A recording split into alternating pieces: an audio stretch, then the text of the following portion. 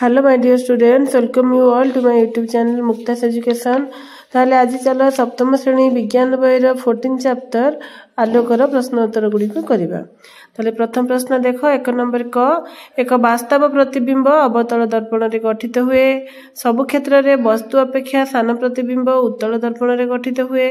वस्तुर उच्चता सह समान उच्चता विशिष्ट प्रतिबिंब समतल दर्पण रे देखा जाए एवं परदा उपरे सृष्टि होउथिबा प्रतिबिंब को वास्तव प्रतिबिंब कहा जाए। 2 नंबर देख, वाक्य गुड़ी को ठीक थिले ठीक चिन्ह, भूल थिले भूल चिन्ह देबा। समतल दर्पण रे ओलटा प्रतिबिंब देखा जाए, भूल। गाड़ी चालक पछर दृश्य देखिबाकू मोटर गाड़ी रे उत्तल दर्पण लगा जाय थाए, ठीक अछि। उत्तल दर्पण रे एक सीधा वस्तु ठारू बड़ प्रतिबिंब गठित हुए, भूल हेबो। एवं अवतल दर्पण रे एक वास्तव बड़ और ओलटा प्रतिबिंब गठित हुए, भूल हेबो। 3 नंबर देख, क स्तंभर शब्द सह ख स्तंभर संपर्क को मिलेଇବା। अवतल दर्पण दंत चिकित्सक रोगर दांतर वर्धित प्रतिबिंब करी देखे। उत्तल दर्पण प्रतिबिंब सबुबले क्षुद्र और सीधा होइथाए एवं समतल दर्पण प्रतिबिंब सबुबले सीधा एवं वस्तुर उच्चता सह समान होइथाए। एम्बुलेंस गाड़ी आगरे ओलटा नाम काहेकि लेखा जाइथाए, एहा उपरे निजर मत दियो। गाड़ी रे उत्तल जबकाच विशिष्ट दर्पण लगी थाए, फल रे एहा पछरु आसुथिबा एम्बुलेंस गाड़ी रे ओलटा लेखा को ठीक भाबे पढ़ी पारे। 5 नंबर प्रश्न देख, समतल उत्तल अवतल दर्पण रो दुईटी लेखाएं व्यवहार लेख। समतल दर्पण ड्रेसिंग टेबुल रे समतल दर्पण रे मुह देखिबा पई लगा जाय थाए, पेरिस्कोप रे समतल दर्पण लगा जाय थाए। उत्तल दर्पण रास्ता रे जळुथिबा आलोक रे उत्तल दर्पण रो प्रतिफलक लगा जाय थाए, फल रे आलोक चारिआडे को बिछाड़ी होई पड़े। मोटरसाइकेल स्कूटर बा कार चालक माने पछ जानवाहन रो सड़क प्रतिबिंब देखिबा पई ल्यांडेल रे उत्तल दर्पण लगाई थांती। अवतल दर्पण डाक्तर माने चक्षु कान नाक गला आदि परीक्षा करबा पई अवतल दर्पण व्यवहार करती। कार स्कूटर आदि सम्मुख भाग रे अवतल दर्पण व्यवहार करा जाए। अवतल दर्पण उत्तल दर्पण मध्य दुईटी पार्थक्य लेख। अति निकट रे आभासी प्रतिबिंब गठित हुए, मात्र अन्य समस्त क्षेत्र रे वास्तव प्रतिबिंब गठित हुए एवं उत्तल दर्पण सदा सर्वदा आभासी प्रतिबिंब गठित हुए।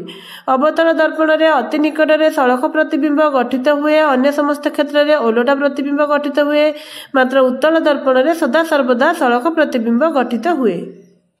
वास्तव प्रतिबिंब और आभासी प्रतिबिंब मध्य दुईटी पार्थक्य लेख। वास्तव प्रतिबिंब परदारे धरी हुए, आभासी प्रतिबिंब परदारे धरी हुए नहीं। उत्तल दर्पण रे वास्तव प्रतिबिंब गठित हुए, केवल अति निकट रे वस्तु थिले आभासी प्रतिबिंब गठित हुए। उत्तल दर्पण और समतल दर्पण रे सदा सर्वदा आभासी प्रतिबिंब गठित हुए। 8 नंबर प्रश्न देख, गोटे बड़ समतल दर्पण ठारू 3 मीटर दूर रे वस्तुटी अछि। जदि वस्तुटी दर्पण ठारू आउ 2 मीटर दूर को घुंचाई निया जाए, तबे प्रतिबिंबटी 10 मीटर दूर रे सृष्टि हेबो। विज्ञान सम्मत कारण लेख। समतल दर्पण रे बाम हाथ दक्षिण हाथ परी देखा जाए। समतल दर्पण रे गठित प्रतिबिंबर आकार वस्तुर आकार सह समान एवं वस्तुर दूरता मध्य प्रतिबिंबर दूरता सह समान। समतल दर्पण सम्मुख रे ठिया हेले व्यक्तिर बाम पार्श्वरु निर्गत रश्मि प्रतिबिंबर दक्षिण पार्श्व और दक्षिण पार्श्वरु निर्गत रश्मि प्रतिबिंबर बाम पार्श्व गठित हेउथिबारु बाम हाथ डाहाण हाथ परी लागे। एपरि घटिबाकू पार्श्व परिवर्तन कहा जाए।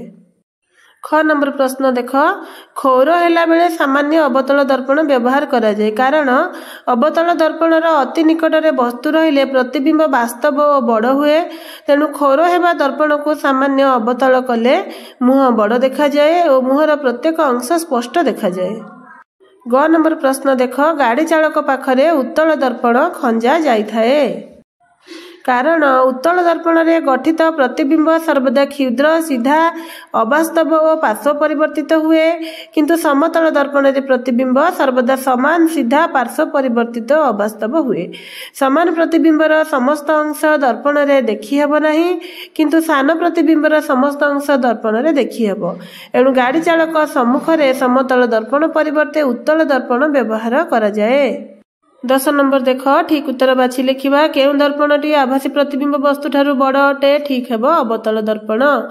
धराश्री समतल दर्पण निकटरू 2 मीटर दूरतार रही तार प्रतिबिंब को देखुथिला से दर्पण निकटरू 1 मीटर पछकू चली गले प्रतिबिंब ठारू तार दूरता 6 मीटर हेबो एवं समतल दर्पणटी सर्वोत्कृष्ट प्रतिफलक अटे।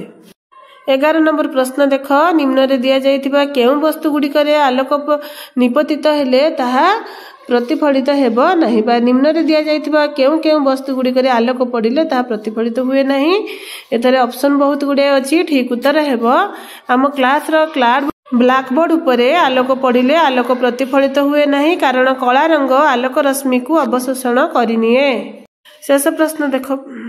शेष प्रश्न देख पिला माने सकाळु उठी मुह धोइला बेले तुमे दर्पण रे तुमर जो प्रतिबिंब देख ता वास्तव ना आभासी एवं कैमेरा व्यवहार करी से प्रतिबिंबर फोटो उठा जाई परिबो कि नाही यह एक आभासी प्रतिबिंब एवं कैमेरा रे यार फोटो उठाई हेबो नाही। ताले पिला माने उत्तर गुडी को तुमे खाता रे नोट करि नबो वीडियो को भल लागिले लाइक शेयर कमेंट और सब्सक्राइब निहाती करिवो। Thank you.